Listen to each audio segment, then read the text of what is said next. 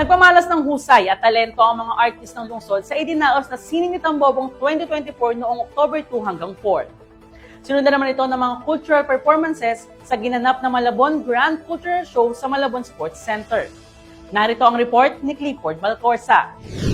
Nag-transform sa isang mini-museum ang Malabon Amphitheater sa ginanap na Sining ni Tambobong netong October 9. May makukulay na obra na gawa ng mga local artists, may mga local products tulad ng Hinabing Bayong, Nalikha ng Bayongera at Balay Sining Manila. Meron ding on-the-spot painting competition para sa mga kabataan. Lahat ng ito ay bahagi ng Sining ni Tambobong 2024. Isang tourism at arts fair na nagtampok ng talento ng mga artist ng lungsod. Present din ang special guest na si Master Luis Junyi Yi Jr. Talagang mahalaga ang pagpapalawak ng sining kahit sa ang lugar, kahit sa Malabon o sa lugar namin, dahil ang sining ay parte sa buhay ng tao.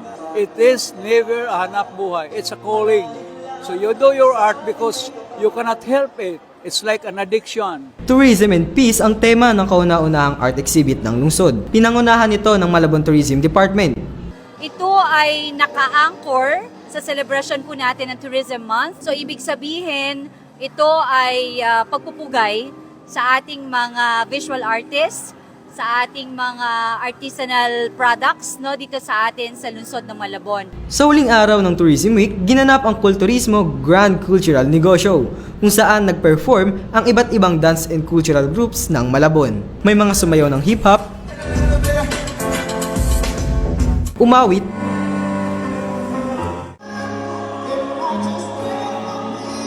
at nag-interpretative dance.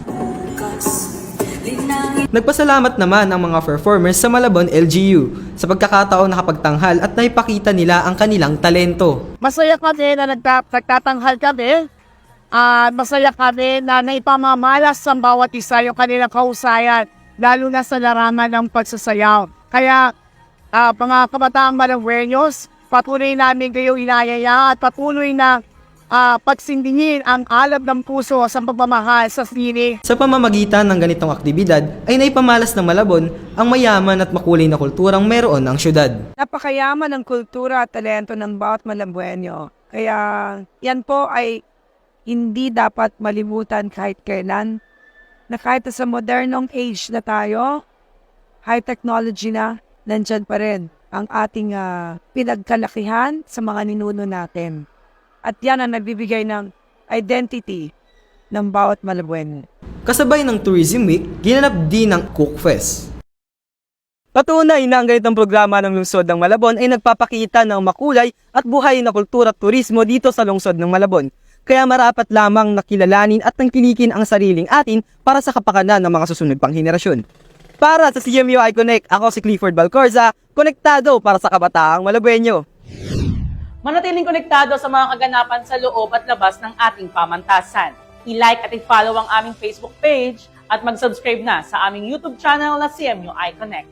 Ako si Nico Simon Fernandez, konektado para sa kabataang Malabueño.